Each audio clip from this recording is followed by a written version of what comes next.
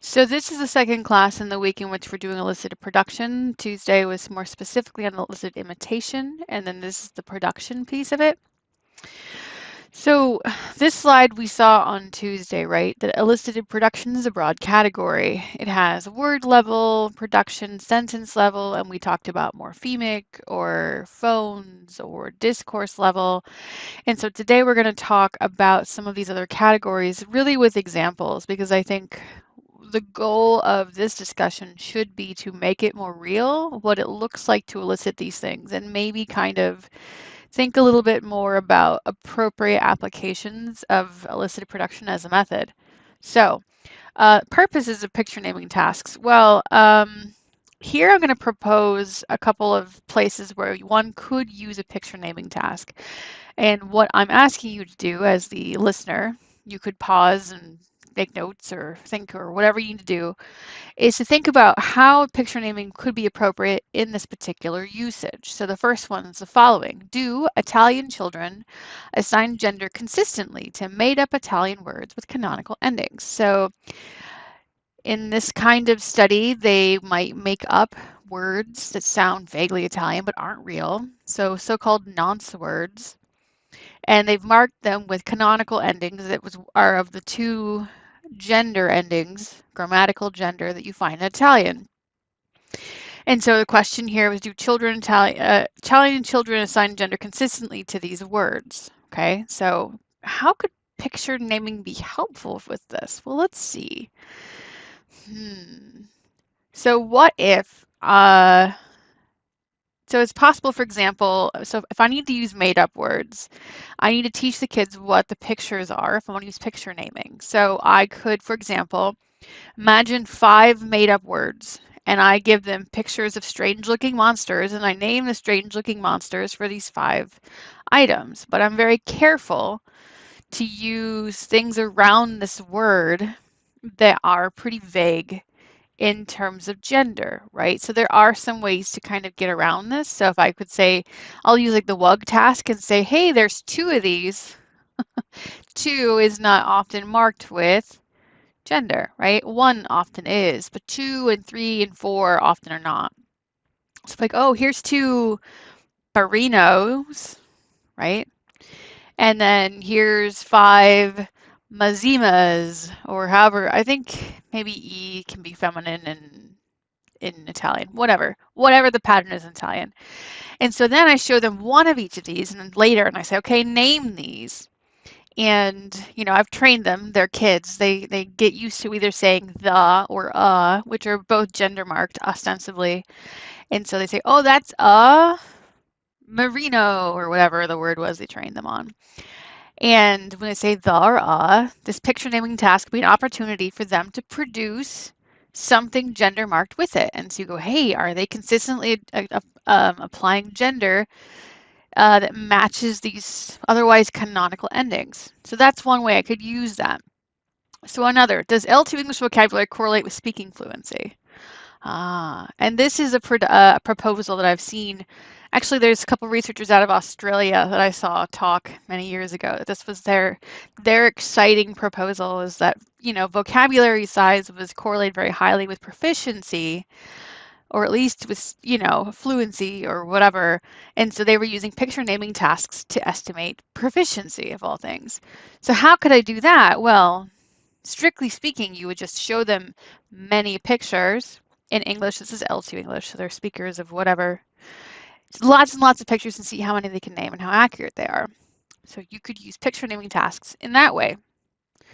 So then, what about this one? Do Japanese Chinese bilinguals take longer to name words in Japanese after completing a task in Chinese, vice versa? Right, so in this example number 3 here, I'm proposing that they're early bilinguals of Japanese and Chinese. And the idea would be, I would want to know if Japanese slows down. So you would want to do at least, let's say, 3 blocks, right? So within the same experiment, whether those are different tasks or not, it's debatable, but let's call them blocks, right? Chunk of thing, chunk of thing, chunk of thing. And I would need to know how long it takes them to, on average, name words in Japanese in block 1. Imagine they're already thinking in Japanese. And then I want to know what happens after they've done Chinese, if competition from another language is slowing them down. So then in the second chunk, no, wrong sound, do that. In the second chunk, second block, now we're doing something in Chinese, whatever it is, reading or listening or something. I mean, what you pick depends on your assumptions, but imagine they're just doing a bunch of reading in Chinese. Okay, great. And then on the third block, you switch them back into Japanese. And you're like, hey, name some more pictures for me. And you compare the latency. Latency is kind of like the delay or the amount of time it takes. The latency in naming pictures in that third block as compared to the first one, right? You might even have some of the exact same pictures so that they're exactly the same. And there'll be some new ones too you should compare, right? Because sometimes there's an activation thing because they've seen it earlier in the same experiment or whatever. So, but you could do that. And in fact, not specifically so much with picture naming, but with an eye tracking measure called the visual world paradigm, which we'll get to later this semester. This has been done. And in fact, you do have a delay after being in your other language. In an L2 setting, as a matter of fact, the delay is greater going back into your L1. And we can talk about why that is when we get there, but it's just very interesting. Okay, so I can use picture naming in that way as well. So we did talk somewhat about modality, right? Spoken modality, signed modality, and then written modality. And we did talk about what be appropriate uses for written modality, but in particular, I want to make sure we don't lose this particular thread that I have thinking here. So written samples, okay? Not specifically imitation, but more generally elicited production, right? When would we want to do that? This is a question that we can ask ourselves because we do sometimes. But why? Why do we want to know that? In the same sense, why do your teachers of spoken languages, the ones that have writing systems, ask you to write so much? What could they possibly be looking for? Well, there's a couple ways to go about that. Some constructs that are useful to this conversation are below, such as the MLU, the mean length of utterance, which is literally, you could do this in speech too, actually, but like how long your sentences are is kind of the roughest way of describing that. So, at a lower proficiency, you're writing like 3, you're like, I like soup, right? We eat cookies, right? Whereas someone like me who is now teaching a class in English on something scientific, blah, blah, blah, blah, blah methods, I'm assuming that my mean length of utterance, because I'm using multi-clausal things and relative clauses and asides and so on and so forth, the mean length of utterance is probably extremely long compared to I like soup, right? So when we're doing written samples and written production, one thing that we can be looking for is mean length of utterance, right? How many words are they producing at a time? And as you can see here, it's sometimes used as a proficiency measure or even as a fluency measure if there's like a time pressure, right? And they've done it in speech too, but you see it more in writing, I believe. And then there's the closed test with a Z in it that some of you have probably heard me say, but I'm assuming haven't memorized what it is. It's a fill in the blank test, right? It's something like you're doing a paragraph, there's like a little blank somewhere. And in the most classic proficiency sense, usually there's no context, there's no word bank, there's no anything. So you're just literally going, yesterday John went to the woods and he some soup. And so you're supposed to go, oh, I need a verb there. Oh, it was yesterday. It's probably past tense. Oh, something semantically related. So your brain has to fill in all that information. It's very meaning oriented, right? It has a grammatical portion, and that is actually also elicited production. I mean, I think when someone says elicited production, they're not typically thinking of it that way. So if they're doing that kind of elicited production, they will call it a closed test or a fill in the blank test or whatever. And it can be used as a proficiency measure because people who are really high proficiency or native or whatever, and literacy also helps, of course, if it's written, do really, really well on those tasks. And they may even provide options that the person who's grading it didn't intend, right? Whereas other options are simply to look at if there is optionality, if you make parallel examples across the test, you may find that they can do something otherwise similar with two different words, or they may discover that they'll allow a different tense than you anticipated, and so on and so forth, right? So written elicited production, one of the applications is proficiency measure. It's definitely something that happens. And the other is this sort of like, in the example of the closed test, a very narrow sort of expectation of production, right?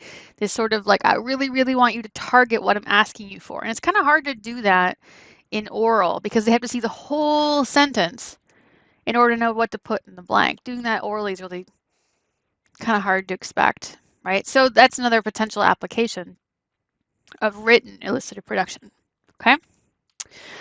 So let's talk a little bit about the sentence level. And just as I did with picture naming, I'm going to give you some scenarios and ask you about when we could use sentence level, right? So sentence level elicited production.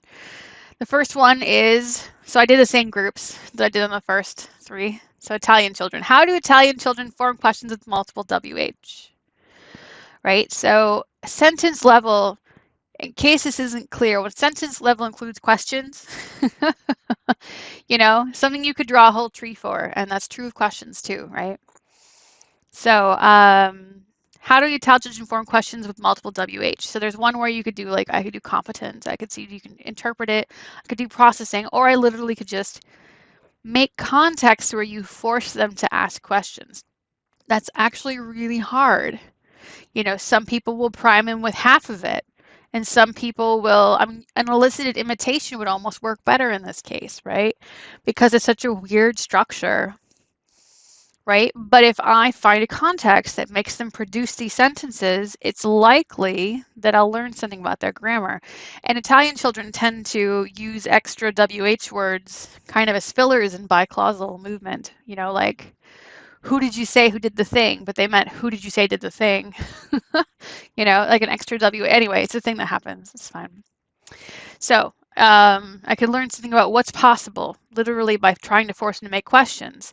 Or I could ask, does L2 vocabulary correlate with speaking fluency? So once again, this is a question on vocabulary and fluency. But instead of making them name pictures, I could have them answer questions, right? And then I could look at their vocabulary. I could look at, have them answer the questions and see how rich is the vocabulary that they're using when they answer. I similarly could do it with MLUs, right? How long are the utterances that they're making, right? And then, do Japanese Chinese bilinguals use topicalization more in code switching?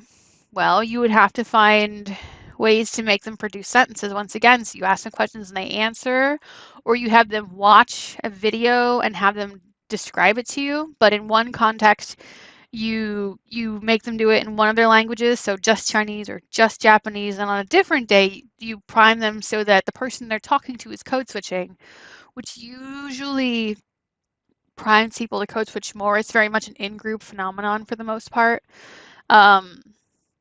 So you would have to do it on different days, but if you got them telling a story or maybe answering questions, you could see how much topicalization they use in their languages, right? When they're in monolingualish mode, and then on a different day, because you want it to be separated out, because it's a very primed thing to be in a language mode, right? Bilingual or monolingual. But on a different day, you could have them, in a code switching context and see if topicalization increases, right? And then you could look at what do those topicalizations look like, and lots of exciting questions related to that. So these are applications of sentence level elicited production. Okay. So this slide, again, since we're not having it as a full conversation, I'm just gonna kind of lay it out and then we'll talk it over. This is a list of things that have all been used as proficiency measures in the research at some point. I've usually seen them in some place, right? Or I've talked to people who have done it, or I've seen them in presentations. These are all things that have been used as proficiency measures in one way or another. And what I really kind of want you to do as the burgeoning researcher with regards to this list of things is sort of, there's sort of the general, what are your impressions type of thing. But I guess one way to think about it is, are there contexts where one of these are really good choices? Or are there cons to any particular one of them? Or et cetera, et cetera. So here's the list. Ready? Picture naming, we already talked about for L2 proficiency, they like that one. A closed test, you see that sometimes as well. Elicited imitation, I've seen it as used for this. A lot of times it's the type 1, where they're trying to exceed your working memory. Not exclusively, but usually it's what you do. A multiple choice grammar test. There's a lot of proficiency measures that are used outside of linguistics too that are that, right? Like the traditional one that you would take, like the CLEP test. I don't know if any of you are familiar with the CLEP test that campus gives out for a proficiency measure at the 100 level, is a multiple choice grammar test. And there's a reading section too. It's like half and half, right? There are accent ratings, there are free writing, and then you could do interviews. Accent rating is one of those things where the assumption is that your accent will improve the higher proficiency you are. It's not true of everyone, actually, is the truth. I have some friends that are extremely, extremely, extremely fluent, proficient, grammatical, native-like speakers in many ways, but their phonology remains very Englishy, right? Even though they're L2 of something else. So there's that, right? So if we're going to talk about good choices, if I have to do something really fast, a multiple choice grammar test is fast. Elicited imitation is fast for the participant, but slow for the experimenter, because you got to go through and score it, which is quite an undertaking. And we'll talk about coding in a second. Something like an interview takes a lot of time. On both ends to do it certainly takes a while, depending on how you use it. It could be fast or slow. If you try to score it like you do on elicited imitation, where you like go through the interview and decide what merits higher or lower proficiency, like that could take you a lot of time. Or you could go off of heuristics, so if you have a lot of experience with different proficiency levels, you could say this feels kind of like a intermediate or whatever. What else? Yeah, the picture naming takes a little bit of time to do, it's super fast to score, right? It's kind of the opposite of elicited imitation in that sense. The free writing is something that I have done. Once again, you either need a really good scoring system to go, okay, well, if it does this, this, this, and this, then that means that they should be at this level. Or you need to be really confident in your heuristics, right? Free writing is something that I've been doing. So during the summers in particular, I tend to do the placement for at least the Spanish program. And Claire does it also for the French program. And I have taken to using free writing, not really long answers, but like a set of 4 answers that are sort of scaled by the grammar, because there's stuff that you do in 101 and stuff that you do in 102 and stuff that you do at 201 and so on and so forth. And again, a lot of these assume that it's a language that has a writing system, which isn't true of all of them. Some of these, so that's another limitation. Some of these can't be done on languages with no writing system, including sign languages, right? But free writing for me has been useful heuristically because vocabulary size, because MLU comes out, because students will use grammar that they know how to use and will avoid grammar they don't know how to use. So as a heuristic measure, for me, I found it very useful. But if I was going to use it in research, I couldn't do it that way. I would have to be more technical, more thorough, and more consistent. Heuristics kind of like my intuition says it's X, Y, or Z based upon sort of some light markers, like, oh yeah, they use this tense. Oh yeah, these utterances are very long, or these ones are very short, or this one's missing a subject, or whatever, the morphologies. You would need something documentable and reportable to do it that way in a research study, because you have to type up your methods and go, oh, well, I looked at the free writing and I scored them for accuracy and morphology and I scored their MLUs. You'd have to actually calculate that stuff, or at least make categories and throw them into buckets or something. You would need to do something consistently, okay? And free writing, if you had a language that wasn't written, you could potentially do it not written, so oral or signed. You could do that. You would just need to record it, either video or audio or something, and go back through and do a similar thing. Is it missing morphology? What's the MLU? So on and so forth. So these are just things to be considering, right? And notice that a lot of these proficiency things are, well, not all of them, but a significant number of them are flavors of elicited production, okay? You could potentially do something competence-based, like a GJT or something, maybe. But that, you really would, it's hard to get a broad picture of someone's proficiency based upon a GJT. You can know something very specific. You can hone in really well on something specific, but it's a lot harder to get a broad scale view of something. And these things, and production in general, I think, can get a broader picture. Depends on, again, some production stuff's very narrow too. Okay, so this is just sort of, I want you to be thinking about it, kind of like these are some of the limitations to these applications as well, and they kind of also relate to research itself. The other piece of this is me also pointing out there's a difference between getting information that's useful heuristically, so if I had to place you in a level, and getting information that's useful for research, because research has to be, created in such a way that it is replicable by someone else. And my intuitions are not replicable by Sam Smith across the country or whatever. Okay. All right. So let's do a brief intro to coding. I think it's a good thing to be thinking about. We'll do some more in-depth examples going forward because you do have to code your own stuff. You'll create it in such a way that I think it'll be easy to code. But to be thinking about it, I think, is a useful skill. So coding is when you turn your data into something analyzable. And that sounds really like it should be self-explanatory. It's just not. It's not as explanatory as all that. Because it depends on what you did, right? So here's a list of things, and then I'm going to give you two examples. And the examples are kind of, in a sense, it's the first one, and then the second and third sort of merged. Right? But there are lots and lots of things that everything requires coding in some sense, right? So so one of the questions is, what happens when it's a binary choice? You have to turn it into one number. What happens when you have to transcribe data and you mark it? What is it? Label it. Just categorize it in some way. Do you include all your data? Do you not? That will affect your average. Or at least it'll affect your denominator if you're trying to do it, as decimal originally. Well, fraction into a denominator is fractions, then decimals, whatever. Right? So these are the questions you got to be thinking about. So here's my first example. Okay, binary choices, true or false. I'm gonna guess it's a pretty simple one. Let's do it. Ready? So students are making judgments on a TVJT, and the items fall into two categories. In this case, they happen to be anaphors and pronouns. The stimuli that they're saying true or false have them in them for whatever reason. The exact items aren't super important, but just so you have mentally things that are related but different categories you want to compare. Okay.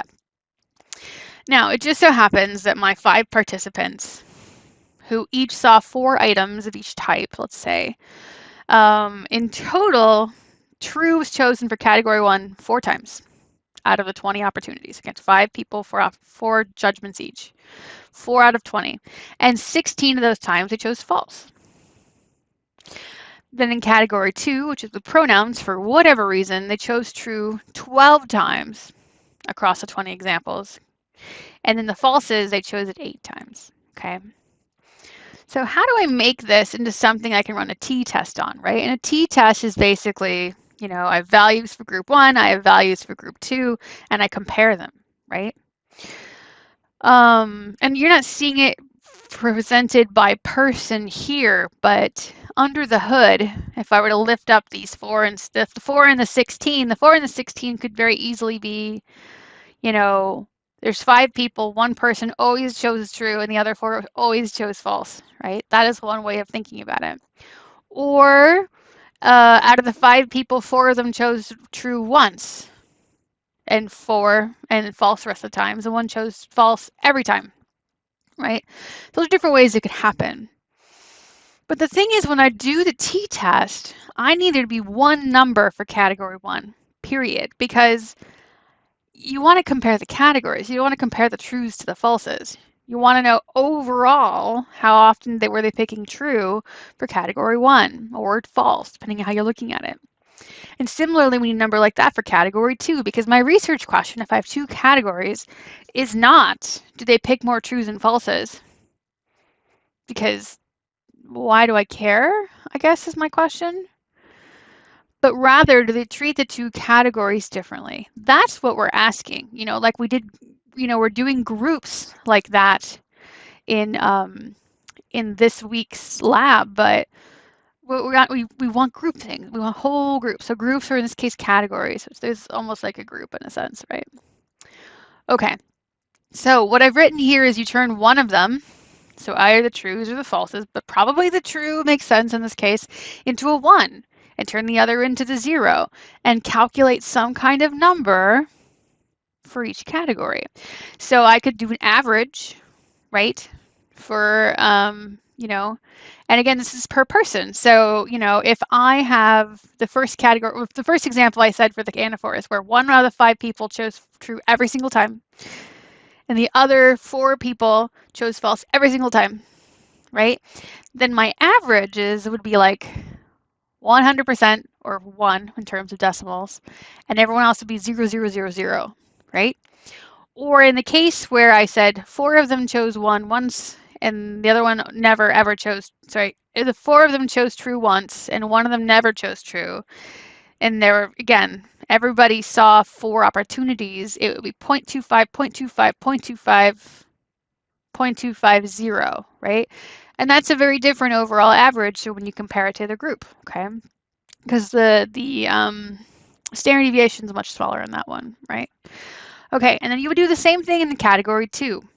So you either do an average, so, if one's 1 and one's 0, or you do a sum, right? So if I do it as a sum, then the first example where there's 1 person chose true 4 times and nobody else did, then that data looks like 4, 0, 0, 0, 0.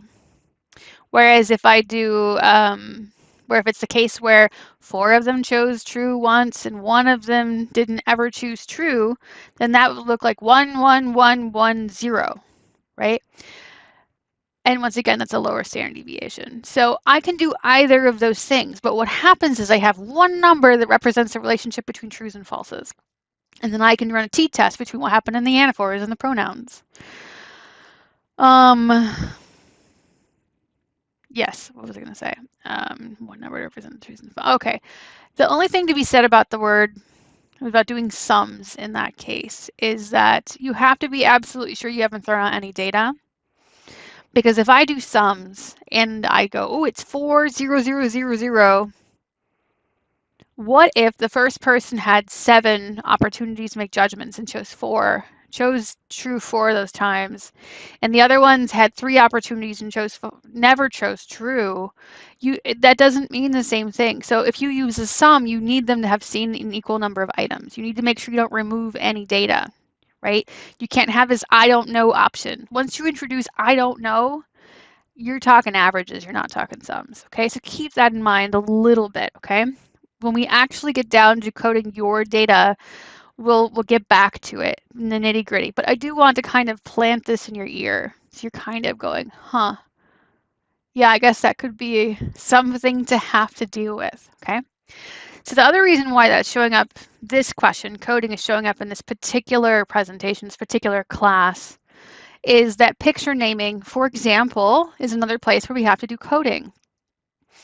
Now, here I've simulated one person looking at 4 pictures, okay? And this particular person has been shown a cow, a dog, and a sheep in that order. And what they produced is here on the right. They saw the cow, they said horse. This person maybe isn't good at English, or they're very distractible, who knows? They saw a dog and they said puppy, and you're like, well, okay. They see a duck, they said duck. They got duck. Good. And they see sheep and they say, I don't know. All right. I need to know what to do with that. Okay. I have a bunch of questions. What do I do with this? What kind of score does this person have? You probably need to turn it into a number. How do I turn that into a number, right? Like, I think we can all agree that cow and horse is probably just wrong. Duck and duck is right, okay. But dog and puppy, is that right or is that wrong? It isn't what I was looking for, but a puppy is a young dog. They're the same species probably, unless there's something I don't know, which is possible, of course. right? And then we get to the I don't know. It's certainly not correct, but am I throwing it out or not, right? So let's imagine, just for the sake of argument, that I'm going to do averages somehow. Okay, so we're going to take that for as a step one, and I generally would suggest doing averages when you can. If you didn't gather that from my previous slide, I would suggest doing averages when you can, but you need to know what your denominator is to do that. So even if I wanted to code for accuracy, there's at least two options, potentially more, right? So if I need the answer to be exactly correct, then maybe the only thing that's right in this table is number 3. So this person gets a 1 out of 4, a 25%, right? It's the easiest way to deal with this data. But what if I feel like puppy is close enough, right? Then maybe it's a 2 out of 4. Or maybe I give you a half point because it's like, yes, but you're not quite, you're being somehow both too precise and not precise enough. So like maybe I give this person a 1.5 out of 4 or something, right? You have to decide how flexible is your coding, right? And then the other question is, if we throw out I don't know, number 4, which you probably should, is it then 1 out of 3? Or do you count that as wrong and call it 1 out of 4? Because it depends on your research question, right? Is it, as long as they name it, you're looking for accuracy, or is how many times could they do it correctly? In which case, I don't know is incorrect, right? It is not the correct answer. So these are the kind of questions, as I'm saying, that when we are coding things, you have to decide. And it would be best to make these decisions before you do your testing. That would be the best case scenario. But truly, you're going to have some examples if you're doing elicited production where you're going to later look at it and go, puppy, what do I do with that? And you have to make a decision. Okay. So this is that you have to be thinking about. All right. Okay. See you next week.